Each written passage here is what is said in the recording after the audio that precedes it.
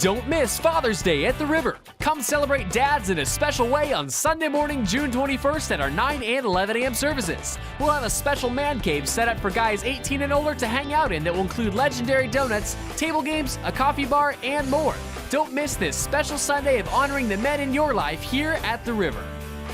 Don't miss Tony Cook on Wednesday night, June 24th, as he returns to the River. Tony Cook is an international leader, speaker, teacher, and author with a mission of strengthening churches and leaders through practical applications of biblical principles.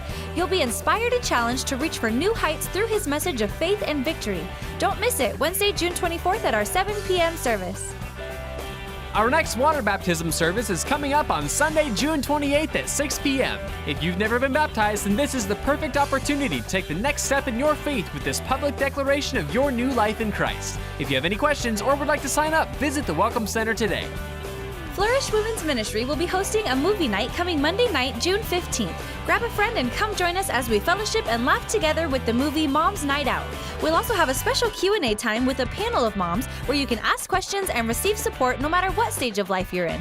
We'll provide the popcorn, just bring your favorite topping and don't miss it. Monday, June 15th from 7 to 9 p.m. My life was never quite like the fairy tales I heard growing up. Plenty of dragons, but no princes.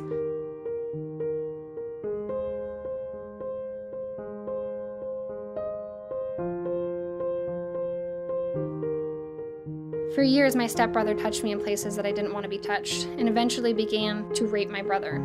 He was dragon number 1. This is a very important resource to our district. Unfortunately, we have a very high rate of child trafficking, and it's very hidden and it's a very destructive issue in our community.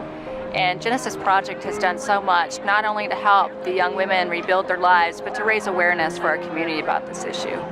This boy was very sweet at first. We started dating, but his intentions quickly turned. "I really need some help. Can you do me a favor?" he said. He was dragon number 2. I was manipulated into working for him. This street you're walking on, I was brought here to Pack Highway and forced to work 24/7, raped and beaten by men for money that I wasn't allowed to even keep. You don't see a lot of people that are out there trying to help girls that are in a position to not help themselves. They're willing to not keep their heads buried in the sand and realize that there is a problem. I know you're supposed to be careful online, but he seems so sweet. Dragon number 3 convinced me to come to Burien and became my second pimp. His smooth and charming personality caught my attention and I was hooked. Once I was isolated with him, his personality changed. Violent doesn't even begin to describe him. If I didn't get enough customers, he'd smash my head into the sidewalk. I tried leaving 5 times. Each time he convinced me he had changed. It was a vicious cycle.